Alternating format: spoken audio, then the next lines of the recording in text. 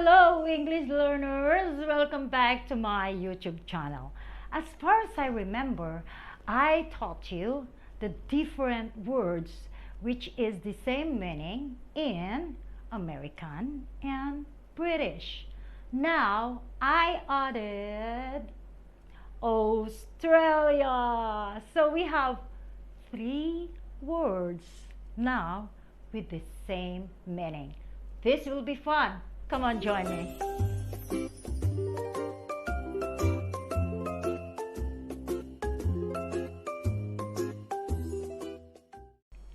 Now let me ask you something. What do you wear when you go for a swim? The American called it bathing suit. The Australian called it bathers, while the British called it swimming costume. If you're gonna ask me, since I'm a little bit conservative, so I actually don't use this kind of stuffs. But when I am with my friends and they are asking me, what you gonna wear? Are you wearing bathing suit? That is what I commonly hear with my friends. This next words is kind of funny for me because I never heard my Australian friend saying this word. Look at the photo. Okay, the American called it sick. The Australian called it crook. And the British say ill. What do I say? Actually, when I say I feel sick, it means that I want to vomit or I want to puke, something like that. So when I'm really, really, really sick, I'll definitely use the word ill. Our third word today is, actually I never heard it before. And I've never heard my British friend or Australian friend saying this word. Okay, look at the photo. The American says, or called it, not said, sorry. The American called it cigarette. The Australian called it durry. And the British called it fog. Of course, it's pretty obvious. I'll definitely say cigarette. Now let's go to the fourth word. Look at the photo. The American will call that cotton candy, while the Australian fairy floss, maybe from the fairy godmother, I don't know. And the British will say ice or no, candy floss. Okay. I don't like sweets, so but in the Philippines, definitely we call that cotton candy.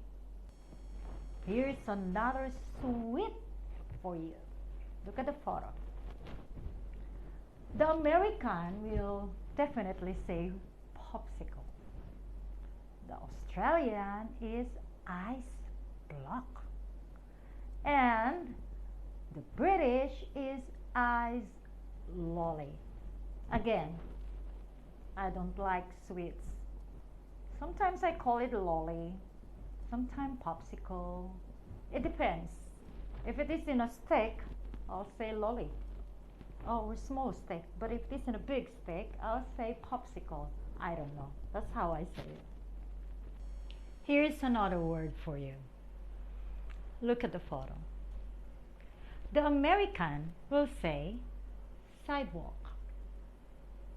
The Australian will say footpath. And the British, pavement. For me, I call it pathway. I don't know why I say it pathway. And I don't know where did I get that. If I'm walking on a sidewalk or a footpath or a pavement, I say pathway. Our last word today is Another word that amazed me, why Australian call this word, because the American will say baggage, the Australian will say port, and the British will say luggage. So if you have any Australian friend, I'll definitely ask my Australian friend why they call it port. I really don't know. Anyways, I call it luggage. For the record, in the Philippines, we are using American English. But as a teacher, I need to teach my students different ways of saying things, right? Actually, you don't need to imitate someone. Don't imitate American, don't imitate Australian or British. Be you. If you are confident enough to say a word which is easy for you to pronounce, do it. Just don't say the word, oh, I have a candy floss. But you are not comfortable saying those words, so don't do that. Remember, you are you. Thank you so much for watching. I hope you learned a lot of things today, and I will see you on my next video. You are all amazing.